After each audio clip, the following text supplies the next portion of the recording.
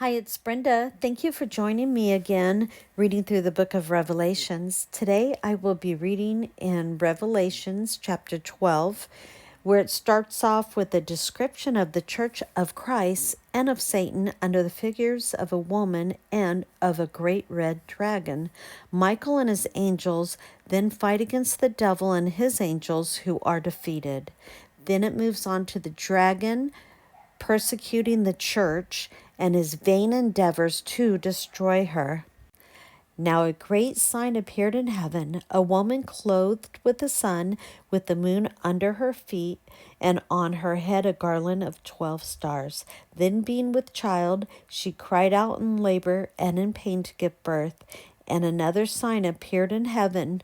Behold, a great fiery red dragon having 7 heads and 10 horns and 7 diadems on his head. His tail drew a third of the stars of heaven and threw them to the earth. And the dragon stood before the woman who was ready to give birth, to devour her child as soon as it was born. She bore a male child who was to rule all the nations with a rod of iron, and her child was caught up to God and his throne. Then the woman fled into the wilderness, where she has a place prepared by God, that they should feed her 1,260 days. Satan thrown out of heaven. And war broke out in heaven. Michael and his angels fought with the dragon, and the dragon and his angels fought, but they did not prevail, nor was a place found for them in heaven any longer. So the great dragon was cast out, the serpent of old called the devil and Satan, who deceives the whole world. He was cast on earth, and his angels were cast out with him. Then I heard a loud voice saying in heaven, Now salvation and strength and the kingdom of our God and the power of his Christ have come. For the accuser of the brethren, who accused them before our God day and night, has been cast down, and they overcame him by the blood of the Lamb and the word of their testimony, and they did not love their lives to death. Therefore rejoice, O heavens, and you who dwell in them.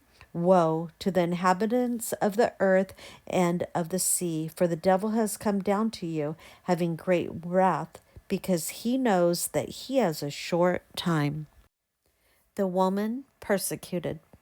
Now when the dragon saw that he had been cast to the earth, he persecuted the woman who gave birth to the male child. But the woman was given 2 wings of a great eagle, that she might fly into the wilderness to her place, where she is nourished for a time and a times and a half time, from the presence of the serpent.